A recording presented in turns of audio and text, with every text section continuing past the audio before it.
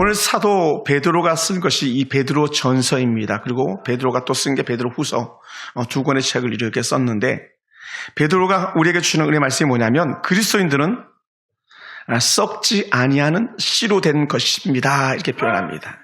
그리스도인은 썩지 않는 씨로 된 사람들이다라는 거예요. 그러면 썩는 씨가 있고 썩지 않는 씨가 있다는데, 썩지 않는 씨는 뭐냐? 그것은 살아있는 하나님의 말씀입니다. 말씀이 죽은 게 아니라 살아있는 하나님의 말씀입니다. 또 반면에 그러면 살아있는 것이 있다면 어떤 게 있을까요? 죽어있는 게 있는 거예요. 죽은 것들은 뭐냐면 하나님의 영원한 말씀이 살아있지만, 죽는 것들은 육체, 풀, 꽃, 나무, 이런 것들 다 죽어질 수밖에 없다고 우리에게 쉽게 아주 적용시켜줍니다. 그래서 아름다운 향기를 풍기는 꽃들도 뜨거운 여름날 볕에 시들어버리고 맙니다. 또 때로는 이쁜 바람이 나부끼는 들풀에 핀 아름다운 꽃들도 시들어버리고 맙니다. 하지만 살아있는 것, 영원히 시들지 않고 그 생명력을 가진 것은 그리스도의 복음, 다른 말로 하면 하나님의 말씀뿐이다라는 거예요. 할렐루야. 그래서 살아있는 말씀의 씨앗으로 자란 사람들은 남들과 달라야 됩니다. 여러분, 살아있는 사람과 죽은 사람은 확실히 다르죠? 뭐가 달라요? 가장 쉽게 숨 쉬는 것과 숨 쉬지 않는 것, 그죠? 살아있는 말씀과 살아있는 은혜 가운데 있는 사람은 살아 숨을 쉬는데 안 그런 사람 죽어 있는 거죠. 그래서 1절에 보면 죽어있는 사람들에 대해서 먼저 말하는데, 죽은 사람들이 가지고 있는 모습이 어떤 거냐? 악독과 기만과 외식과 시기와 비방이라는 거예요. 악독, 기만, 외식, 시기, 비방, 아주 나쁜 말들을 여기다 다 갖다 놓은 것 같습니다. 이런 열매를 맺는 사람들이 누구냐? 죽어있는 사람들이다. 다른 말로 하면 이거예요. 쉽게 말하면 하나님의 말씀이 없는 사람들이에요. 하나님의 말씀을 믿지 않는 사람들이에요. 더 쉽게 얘기하면 하나님을 믿지 않는 사람들입니다. 그러니까요, 우리가 하나님을 잘 믿는 사람들은 악독과 비방과 외식과 시기발전을 하지 않는 거예요. 더 나아가서 이런 열매를 맺지 않기 위해서 필수적으로 필요한 것들이 있는데, 그게 뭐냐 할 때 이렇게 표현해요. 말씀을 보다 보니까 갓난 아기들처럼 순전하고 신령한 젖을 사모하라 라는 거예요. 2장 2절에 이렇게 말하잖아요, 그죠? 갓난 아기들 같이 순전하고 신령한 젖을 사모하라. 이는 그로 말미암아 너희로 구원에 이르도록 자라게 하려 함이다. 생명이 있으니까 자라는데, 그 생명이 이렇게 자라는 게 뭐냐면 신령한 젖이라고 말하고 있습니다. 그래서 하나님의 인자심을 맛본 사람들, 살아있는 사람이라면 당연히 아기처럼 신령한 젖을 먹게 돼 있다는 거예요. 신령한 젖을 사모하게 돼 있다는 겁니다. 하나님의 말씀으로 자라나지 않는 사람들은 그들이 자라나지 못하니까 어떻게 돼요? 신령한 젖을 사모하지 않는 거예요. 그러니까 돈을 가져도 어떤 사람이 가져야 되냐면, 신령한 젖을 먹는 사람들이 돈을 가져야 되고, 권세를 가져도 신령한 젖을 먹는 사람들이 권세를 가져야 되는데, 신령한 젖이 없는 사람들, 신령하게 먹지 않는 사람들이 가지니까 그게 문제가 되는 거예요. 그리고 어떻게 그 돈이 헛된 대로 흘러가죠. 그래서 오늘 우리들이 가만히 보면, 그러면 하나님의 말씀을 먹지 않는 자들의 삶의 열매가 뭐라고 표현했냐면요, 우리가 그 열매들을 볼 수 있는데, 그것이 에베소서 4장에서도 이렇게 표현합니다. 4장 31절 말씀 보니까 악독과 노함과 분냄과 떠드는 것과 비방하는 것과 모든 악한 행동들, 악의라고 말합니다. 이게 에베소 4장 31절이라니까. 그러니까는 하나님 은혜 가운데서 에베소서 교회 성도들아, 너희가 악독과 노함과 분냄과 떠드는 것과 비방하는 거 다 버려야 돼. 왜냐하면 너희가 하나님의 말씀을 먹으면 너희가 그렇게 살아야 돼 하는 거예요. 근데 여러분 어떻습니까? 악독과 비방과 분냄과 또 떠드는 그런 말들을 하고 있습니까? 그렇다면 여러분은 죽어 있는 자들이에요. 반면에 여러분들이 매 순간마다 예배를 사모하고 하나님의 말씀을 사모하잖아요. 그래서 여러분은 살아있는 사람이에요. 그래서 우리 하나님의 은혜 가운데 살아있는 사람들은 이런 악독한 행위를 버려야 하는 이유가 뭐냐면, 그것은 그런 행동을 하는 데서는 하나님께서 진노를 하신다는 거예요. 크게 하나님께 분노하신다는 거예요. 어디는 뭐라고 표현했냐면요, 그런 사람들 머리에다가 피인 숯을 갖다 놓는데요. 그래서 언제든지 이 피인 숯 대야를 갖다가 쏟아버리면 어떻게 돼요? 온몸 불타버려 사라져버리는 거죠. 여러분 머리에 피인 숯이 있다고 생각해 보세요. 막 언제든지 여러분을 내리치려고 칼을 들고 있다고 생각해 보세요. 그럼 우리가 딴 생각하겠습니까? 살려고 몸부림치죠. 그러니까 이런 칼을 보지 못하면 여러분 아직 살만한 거고, 이런 피인 숯을 느끼지 못한다면 여러분 아직까지도 살만한 거예요. 무슨 사람 하느냐? 경각심이 있어야 되는 경각심이 없다는 얘기, 제 얘기는. 하나님의 은혜를 갖다가 생각한다면 우리가 그래서 하나님 말씀으로 살겠습니다. 이런 고백을 하게 되는 거예요. 예, 계속요.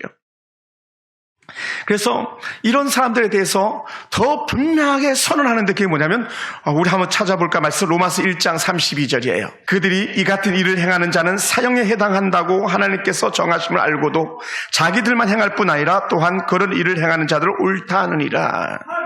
아주 나쁜 놈들이에요. 어떤 나쁜 놈들이 이렇게 말하냐면요, 바로 9절 28절에 보면 이렇게 표현합니다. 29절 로마서 곧 모든 불의 추악 탐욕 악의가 가득한 자요 시기 살인 분쟁 사기 악독이 가득한 자요 수근수근한 자요 비방하는 자요 하나님께서 미워하신 자요 능욕하는 자요 교만하는 자요 자랑하는 자요 악을 도모하는 자요 부모를 거역하는 자다. 그런 사람에게 뭐가 해당하냐면 사형이다. 사형. 그래서 1장 31절에서 이런 사람에게는 사형에 해당한다고 하나님이 정하셨다는 거예요. 그러니까요, 여러분, 우리 청년들 눈 똑바로 뜨세요. 부모님 말씀 안 들으면요, 뭐라고요? 사형. 거침없이 사형. 누가? 내가? 아니에요. 하나님이 사형시킨다는 거예요. 그러니까 우리가 오늘 이 악한 세대에서 우리가 얼마나 영적으로 비관각하냐면 이렇게 수많은 악독과 비방과 기타 죄를 지음에도 불구하고요, 거기에 대한 경각심을 갖지 못하고 있는 거예요. 우리가 깨닫는 지혜가 있길 주님을 축원합니다. 그래서 우리는 하나님의 말씀을 먹지 않는 사람은 오늘 우리가 다시 한번 베드로전서로 들어가면 가장 대표적인 것 중에 하나 두 가지를 얘기하는데 기만과 외식을 행한다고 말합니다. 여기서 기만과 외식은 뭐냐면 기만은 말 그대로 남을 속이는 거예요. 속이는 거. 잘 속이잖아요. 여러분, 성도들이 속이면 안 됩니다, 여러분. 거짓말하면 안 됩니다, 여러분. 너무 거짓말을 잘해요. 너무 해도 너무 잘해. 입만 열면 거짓말하는 것 같아요. 제가 너무 슬플 때가 많아요. 어떻게 저렇게 입에 침도 안 바르고 거짓말하지만 사실 우리가 그런 게 아니고요. 에베소 교회 성도들이 그러더라는 거예요. 고린도 교회 성도들이 그러고. 속이지 마라. 가짜로라도 속이면 안 돼요. 속이면 안 돼요. 부모 속이면 안 됩니다. 자식들 속이면 안 됩니다. 저 같은 목사에게 속이면 안 됩니다. 하나님 앞에 속이시면 안 됩니다. 철저하게 우리 맹세해야 됩니다.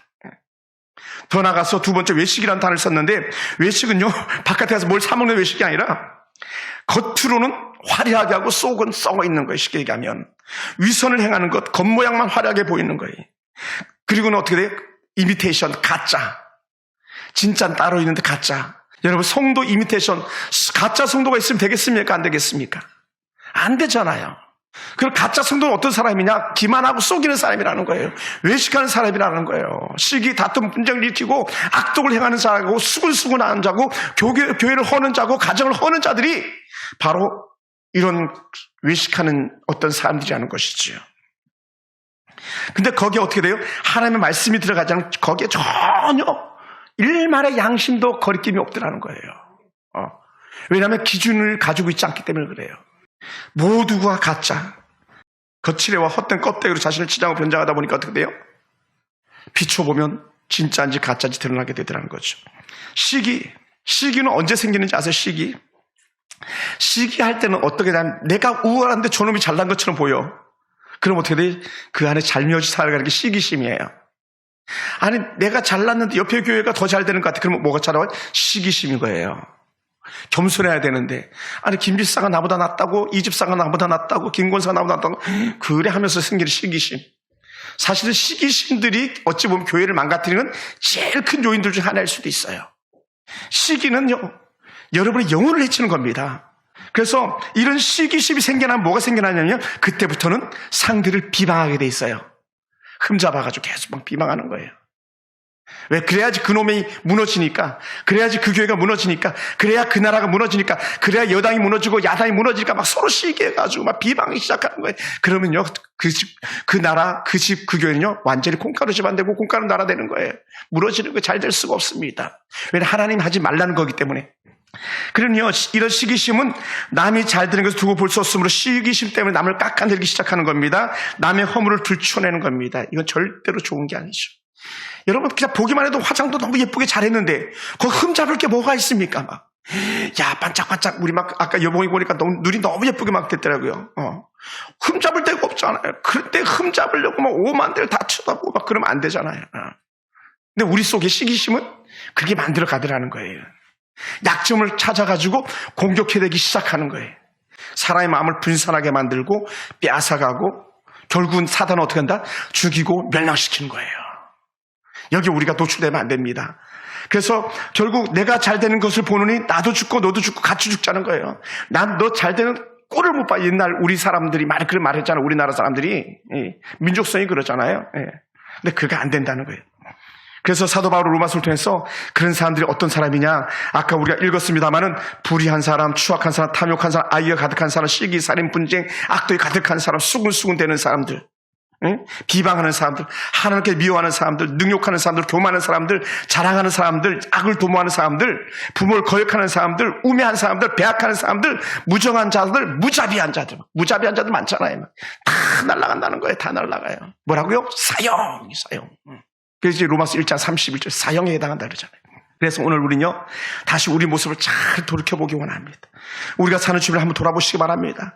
그러니까 형제 자매들의 이웃을 한번 돌아보시기 바랍니다. 이런 사람들이 있습니까? 그 사람들 사형. 그럼 어떻게 우리는요, 탄식하는 거예요. 하나님 저 사람 죽으면 안 되는데, 저 사람 사형당하면 안 되는데. 그럼 어떻게 해야 되겠어요? 또 시기, 분쟁, 비방 다 버려야 된단다. 로마서 1장 29절, 30절, 31절 그걸 말씀하고 있더라고. 혹은 베드로전서 2장 2절, 3절 그걸 말씀하고 있더라고. 우리 그렇게 살지 말자 막 이렇게 해줘야 돼요. 자녀들에게도. 할렐루야. 그거 해줘야 돼. 이런 열매를 맺는 사람이 있다면 그 사람은 말씀이 들어가지 않았기 때문에 그런 거예요. 말씀이 들어갔지만 말씀을 먹고 자라지 않았기 때문에 그런 거예요. 이렇게 와서 듣는데 그 다음 넥스트가 다음이 없는 거예요. 다음에 어떻게 돼요? 젖은요 한 번 먹는 거야 계속 먹는 거거든. 계속. 그죠? 계속 먹는 거예요. 근데 중요한 게 뭐냐면요, 사람들이 그만큼 먹는 게 중요한데 우리는 정말 먹어야 될 것과 먹지 않을 것을 갖다 구별하지 않고 있더라고요. 먹는 것은 우리의 행복을 주었고요, 또 반면에 우리는 먹는 것 때문에 죽음을 가져왔잖아요. 선과 악을 알게 하는 나무 선악과를 먹은 것 때문에 우리는 죄가 들어왔고 결국은 불순종으로 말미암아서 사망이 오게 된 거잖아요. 그래서 하나님은 먹어서 안 될 것을 지키시기 위해서 그 다음에 어떻게 했습니까? 생명나무 열매를 먹으면 안 되니까 그러니까 화염검을 막 돌게 만들었잖아요. 아예 적금 금지 팻말 붙여놨잖아요. 화염검이 팻말이에요. 왜냐하면 쟤네들은 믿을 수가 없다. 말로 해서 안 되겠다. 아예 내가 지켜야 하면서 화염검을 둘러 돌게 만들어 놓으신 것이 생명나무 열 아닙니까? 오늘 말씀이 그걸 우리에게 말해주고 있어요. 그래서 이 사도 베드로는 이렇게 표현합니다. 너무 쉽게 우리에게 말씀하는 거예요. 너무 쉽게. 우리 2절 다시 한번 읽어볼까요? 2장 2절 베드로전서 같이 시작. 간 아기들 같이 순전하고 신령한 젖을 사모하라. 뭐라고요? 이는 그로 말미암아 너희로 구원에 이르도록 자라게 하려 함이라. 순전한 젖을 먹는 사람이 구원에 이르도록 growing 자란다는 거죠. 점점. 그러니요, 이런 젖을 먹는 사람들이 순전하고 신령한 젖을 사모하는 거예요. 순전함, 깨끗함, 거룩함. 반면에 어떤 사람들은 악한. 사도 요한은 이런 부분에 대해서 이렇게 표현하더라고요. 계시록 1장 3절을 보니까 예언의 말씀을 읽는 자와 듣는 자들과 그 가운데 기록한 것을 지키는 자들이 복이 있다. 살아나는 방법이 읽는 자예요. 그러니까 어떤 자가 읽죠? 살아있는 사람만 읽을 수 있어요. 죽은 자는 읽을 수가 없어요. 근데 사단은 어떻게 해요? 살아있는 우리를 숨통을 조이죠. 뭐 하지 못하게? 읽지 못하게. 그러면 사단이 내 숨통을 조이는구나. 읽지 말아야지 하면 그냥 휙 날아가 버리는 거예요. 예배 시간에 말씀을 들으면 안 되는데 사단은 막 그러다가 어떻게 돼요? 듣지 못하게 방해하지, 정신을 혼미하게 만들잖아요. 말씀을 읽는 자, 또 듣는 자. 여러분, 설교가 들립니까? 설교를 알아듣습니까? 살아있는 자가 알아듣는 거예요. 죽어있는 자는 알아듣지 못해요. 목사님 설교가 왜 이렇게 안 들리죠? 왜 이렇게 어렵죠? 난해한데요. 왜 그런지 아십니까? 기초 베이스, 말씀이 그 안에 없어서 그런 거예요. 읽었기 때문에 방법을 아는 거예요. 읽었기 때문에 마귀가 내게 하는 악한 행동을 알게 되는 거예요. 그리고 어떻게 돼요? 듣는 자와 다음에 기록한 것을 어떠 하는 자? 그렇죠. 지키는 자.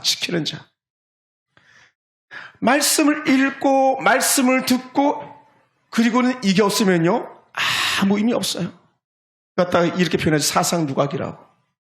모래 위에 지은 집, 예수님께서 말씀하셨죠. 지키지 않으면 아무 허사라는 거예요. 할렐루야. 우리 청년들, 부모님의 말씀을 듣지 않는 자는 사형에 해당합니다 그랬는데, 저한테 얘기 들었는데 가서 엄마한테 아빠한테 똑같이 해. 뭐라고요? 사형. 왜요? 안 지켰으니까요. 그리고 부모들도 반대로 자녀들을 주 안에서 노엽게 하지 말라 그랬는데 애들을 노엽게 했어요. 애들이 분노하게 만들었어요. 왜? 아버지라고 엄마라고 함부로 한 거예요. 왜냐하면 애들보다 힘이 있으니까. 그러면요, 뭐 한 거예요? 지키지 않은 거예요. 왜냐하면 애들을 노하게 하지 말라 그랬는데 뭐라고요? 사형. 중요한 게 뭐냐면 마귀는요, 지키지 못하게 하는 거예요. 말씀 읽었냐? 그래도 말씀이지. 그거는 말씀이야. 야, 생각해. 그 말씀이지. 무슨 그 지키냐? 그냥 너가 읽었는데 야, 그 재밌지. 소설 재밌잖아. 지키지 못하게 하는 거예요. 그럼 뭐라고요? 여러분은 한결같이 사단의 괴계에 넘어간 거예요. 어떻게 해요? 성장할 수가 없는 거죠. 그러니까 교회를 10년 다녀도 20년 다녀도 안 먹었으니까 먹긴 먹었지. 요만큼씩. 이만큼씩 먹고 이만큼씩 먹어야 되는데 요만큼씩 먹으니까 어떻게 돼요? 큰 신이 누워서 호흡만 갖고 있는 거예요. 호흡만. 그러다 뭐라 표현합니까? 식물인간이라고 그러죠. 식물인간. 살아있지만 죽어있는 것과 같은 자들. 오늘날 한국교회나 오늘 우리 교회 성도들이나 오늘 이 시대에 살아가는 사람들이 식물인간과 같은 그리스도인들이 많은 이유가 뭐냐? 말씀을 읽지도 않고 듣지도 않고 그 가운데 있는 것을 지키지도 않기 때문에 이런 문제들이 생겨나는 거예요.